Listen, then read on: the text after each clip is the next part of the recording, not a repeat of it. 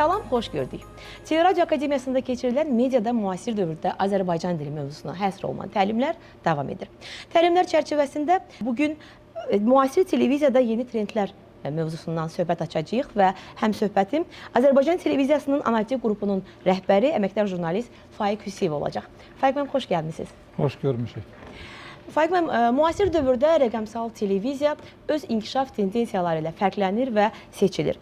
Sizcə, ənənəvi televiziyanın o ən böyük üstünlüyü nədən ibarətdir ki, hələ də rəqəmsal platformalar onu tam əvəz edə bilmirlər? Bilirəm xanım, ilk növbədə dəvətə görə təşəkkür eləmək istəyirəm. Sual çox aktual sualdır. İş burasındadır ki, müasir dövrün televiziyası müasir çağırışlara hazır olan bir televiziyadır. Biz bugünkü gün 21-ci əsrin artıq 25 ilini arxada qoymuşuq və çox maraqlı tendensiyalar baş verir. Yəni, həm informasiyanın alınmasında, həm də informasiyanın ötürülməsində. Burada söhbət təkcə operativlikdən getmir, eyni zamanda televiziyada informasiyanın maksimal şəkildə dəqiq işləməsindən gedir. Yəni, həmişəki kimi televiziya informasiyası mütləq qaydada dəqiq olmalıdır, mütləq qaydada qərəzsiz olmalıdır və inandırıcı olmalıdır. Əgər bu üç parametrin heç biri yoxdursa, onda biz informasiyadan danışmırıq. İş burasındadır ki, Azərbaycan teleməkanında təqribən efirə verilən verilişlərin təqribən 24-25%-i informasiya və analitik verilişlərin üzərindədir. Yəni, Azərbaycan tamaşaçısı bu gün daha çox bu yönlü verilişlərə üstünlük verir və baxır. Və bu verilişlərin də təbii ki, inandırıcı olması və dolğun, həqiqi olması təbii ki, hər bir telekanal üçün mütləq əhəmiyyət kəsb edir.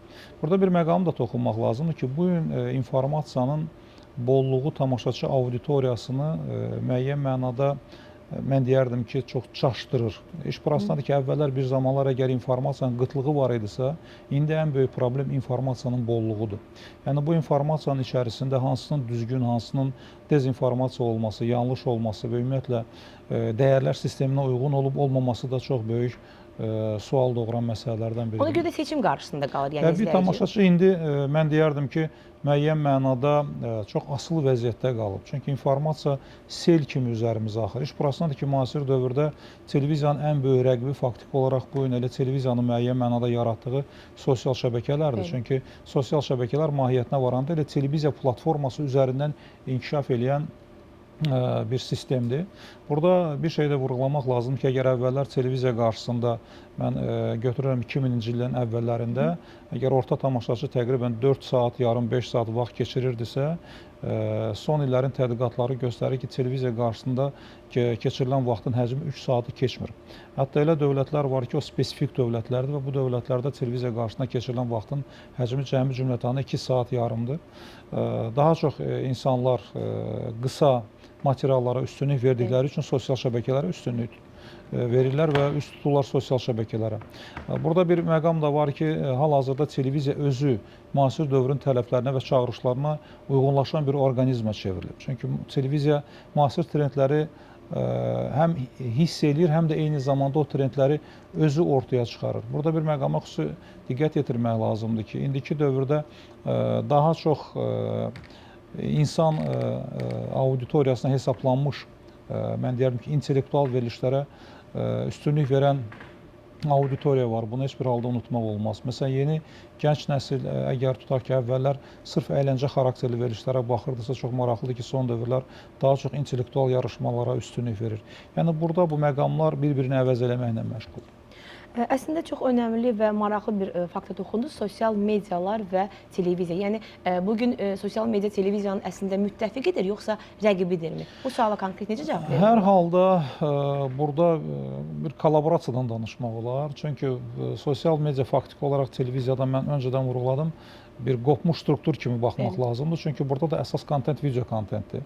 Bu da televiziyadan gəlmə bir məsələdir. Amma burada bir nüans var ki, sosial şəbəkənin özünün operativliyi baxımından müəyyən nüanslar var. Məsələn, tutaq ki, orada mən deyərəm ki, redaktor olmadığı üçün orada tutaq ki, informasiyanın 100% həqiqətə uyğun olub-olmaması sual doğurur. Burada daha çox həmin o sosial kontenti yükləyən adamın fərdi məsuliyyətinə bağlı olan bir məsələ. Amma televiziya bütün böyük bir strukturdur. Burada özünüz də çox gözəl bilirsiniz ki, redaktor heyəti var, televiziya siyasəti var, redaksiya siyasəti var, korporativ siyasət var. Burada mən deyərdim ki, daxili şlüzlar, informasiya şlüzları çox güclü şəkildə işləyir. Sosial şəbəkədə bunların heç biri yoxdur. Amma sosial şəbəkədə ən üstün cəhət odur ki, informasiyanın daha tez əldə olunması və daha geniş auditoriya ötürülməsi prinsipləri var. Bu da bir faktdır. Bəli, həqiqətən bir danılmaz faktdır ki, məhz sosial media vasitəsilə informasiya daha tez yayıla bilər. Əslində onun qarşısını belə elə özümüz yaydığımız halda bəzən qarşısını ala bilmirik. Və günümüzün bir reallığı da süni intellektdir. Süni intellektdən məhz mediada istifadə. Televiziyada süni intellektdən istifadə sizcə televiziyanın məzmununu artırır, yoxsa əksinə get-gedə keyfiyyətini aşağı sala bilərmi? Mən deməzdim keyfiyyətini aşağı sala bilər. Çünki televiziya özü əslində texnoloji inkişafın məhsuludur. Süni intellekt də yeni sənaye inqilabının məhsuludur. İş burasındadır ki, süni intellektin belə götürəndə bizim ölkəmizdə tətbiqinin yaşı elə də böyük deyil. Hardasa 2-3 ildir. Bunu demək lazımdır. Amma siz nəzərə alın ki, bir 10 ildən sonra nə olacaq? Bunu fikirləşmək lazımdır. Süni intellekt hər halda televiziyanın maraqlarına xidmət eləməlidir. Burada bir məsələ var ki, hələ ki indi müəyyən orada boşluqlar var, amma bəlli bir müddətdən sonra bu boşluqlar dolacaq və növbəti addımlar gəlir. Siz təsəvvür edin ki, kvant fizikasının qanunlarına uyğun olaraq yeni trendlər əmələ gəlir, yeni inkişaf mexanizmləri əmələ gəlir. Qrafenin istehsalından sonra yeni televiziya qurğuları əmələ gəlir. Bunlar çox böyük ehtimalla mobil şəkildə daşına biləcək nisbətən böyük cihazlar olacaq. Bunu heç bir halda unutmaq olmaz. Onlar daha yüngül olacaq. Yəni yeni sənaye inqilabı bizim qarşımızda videonun və bütövlükdə informasiyanın ötürülməsi baxımından çox böyük imkanlar açacaq. Mən deyərdim ki, müəyyən iş yerlərinin itirməsinə gətirib çıxara bilər. Televiziyada məsələn redaktor işinin müəyyən mənada süni intellektin üzərinə tam şəkildə ötürülməsi prosesi ola bilər. Deməzdim, müxbir işi tam şəkildə aradan qalxa bilər, amma hər halda müəyyən ixtisaslar hansı ki, bu gün televiziyada çox böyük önəm kəsb edir, ola bilər ki, yaxın gələcəkdə onlar indiki qədər əhəmiyyət kəsb eləməsinlər. Bu baxımdan süni intellekt eyni zamanda dostdur televiziyaya, çünki informasiya mənbələrinin çoxluğuna sirayət eləyir. Çünki insan beyni təbii ki, süni intellektlə yarışa çıxa bilməz indiki səviyyədə. Orada olan məlumat bazasının bolluğu, informasiyaların operativ şəkildə emal olunması və ötürülməsi təbii ki, insan beynindən qat-qat çoxdur. Bu baxımdan yəni süni intellektin təhlükəsi var, amma eyni zamanda bu insanın əlində olan bir resursdur. İnsan bundan düzgün istifadə eləsə, düşünürəm ki, süni intellekt təbii ki, daha çox bizim dostumuz olacaq, nəinki düşmənimiz. Tamamilə razıyam, çünki araşdırma, çeşidlənmə və sürətli şəkildə belə deyim, ortaya uğurlu bir məhsul qoymaq süni intellektin bizə ən böyük köməyi ola bilər. Amma bütün hallarda televiziya kollektiv əməyin məhsuludur və orada insan faktoru çox önəmlidir və sizin də vurğuladığınız kimi bütünlükdə insanın duyduğu və insanın öz təfəkküründə və nitqində çatdıra biləcəklərini hər halda çatdıra bilməyəcək. Bilirəm, biz nətərdir? Biz yeni dəyərlər sistemində yaşamağa başlamışıq. Bizim öyrəşdiyimiz ənənəvi sistem artıq yoxdur. Bizim öyrəşdiyimiz ənənəvi sivilizasiya da yoxdur. Bunu mən özümə daha çox şamil edirəm. Bu məsələ burasındadır ki, yeni nəslə hesablanmış addımlardan biz danışmalıyıq. Yəni süni intellekt də, o cümlədən yeni trendlər də daha çox 20 üstəgəl yaş kateqoriyasına hesablanmış məqamlardır. İş burasındadır ki, həyat çox sürətlə dəyişir. Elə məqamlar var ki, məsələn, o dünən üçün hesablanmış müəyyən elmi biliklər var idi, artıq onlara sabaha ehtiyac yoxdur. Problem bundadır. Yəni, süni intellekt böyük bir sahələri sözün həqiqi mənasını əvəz eləyəcək. Bax, buna ilk növbədə hazır olmaq lazımdır ki, hər dəfə uyğunlaşmağı bacarasınız. Yəni, məsələ burasındadır ki, uyğunlaşmağı bacarmaq qabiliyyətdir. Məsələ burasındadır ki, elə məqamlar var ki, orada tutaq ki, böyük intellektual biliyə ehtiyac yoxdur. Onu məsələn kompüterlər əvəz eləyə bilər. Amma elə məqamlar var ki, orada fərdi bacarıqlara ehtiyac var. Bu artıq sırf insana bağlı məqamlardır. İndiki dövrdə görürsünüz ki, əvvəlki ənənəvi şəkildə biliyin öyrənilməsindən daha çox biliyin öyrənilib də tətbiq olunmasından söhbət gedir. Elə biliklər var ki, sadəcə uzun müddət ərzində onu insanın beyninə yükləyirsən, amma insan o bilikləri tətbiq eləyə bilmir. İndiki dövr daha çox biliklərin tətbiq olunması üzərində köklənəcək və mən düşünürəm ki, bu baxımdan televiziya da ayıq-sayıq olmalıdır və hansı müəyyən nüansları göstərməyi bacarmalıdır. Digər tərəfdən bir şey də unutmaq olmaz ki, biz respublikamızın hüdudlarından kənara çıxmağı bacarmalıyıq.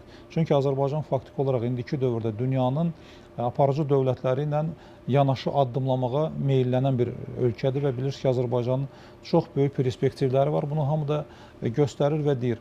indiki dövrdə, indiki dövrün perspektivlərinə hazır olan həm kütləvi informasiya vasitələri, bütövlükdə media bizim əlimizdə olmalıdır bir alət kimi.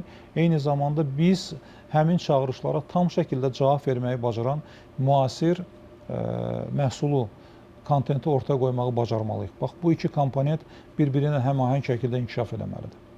Faiq müəllim, siz artıq uzun illərdir məhz bu sahədəsiz və bugünün tamaşaçısı təbii ki, dünənin tamaşaçısından çox fərqlənir. Sabahın tamaşaçısı da mütləq bugünün tamaşaçısından fərqlənəcək. Sizcə bu tələbkarlığa cavab vermək üçün televiziya sadəcə müasir trendlərlə, müasir tendensiyalarla ayaqlaşsa yetərlidirmi? Yoxsa bugünkü tamaşaçının tələbkarlığı daha çox nə ilə ölçülür?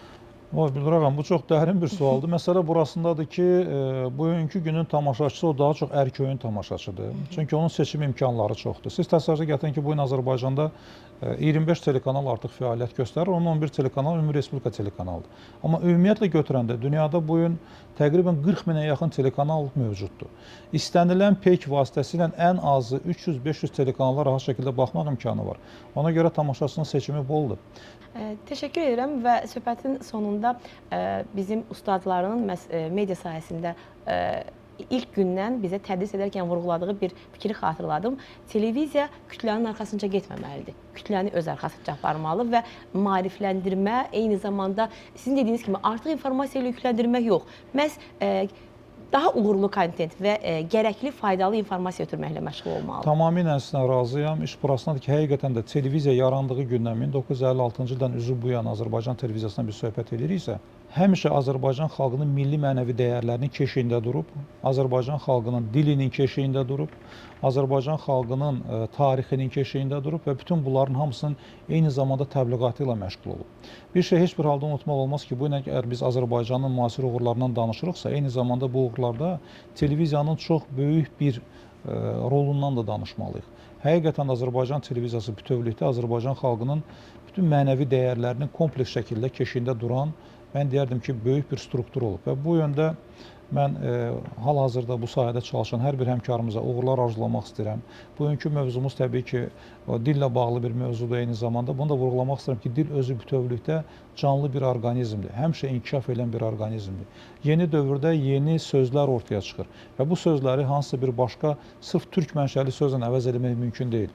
Ona görə bu sözlərin də dilimizə daxil olması normal qarşılamağı bacarmalıyıq və bunları hətta müəyyən mənada bizim dilə əgər ehtiyac duyulursa uyğunlaşdırmağı da bacarmalıyıq. Təşəkkür edirəm Faiq müəllim, çox sağ olun. Mən sizə təşəkkür edirəm. Xatırladım ki, Teleradio Akademiyasında keçirilən Mediada Azərbaycan dili adlı təlimlər çərçivəsində bugün əməkdar jurnalist Azərbaycan Televiziyasının analitik qrupunun rəhbəri Faiq Hüseyevlə həmsöhbət olduq. Sağ olun, yenidən görüşmək ümidi ilə.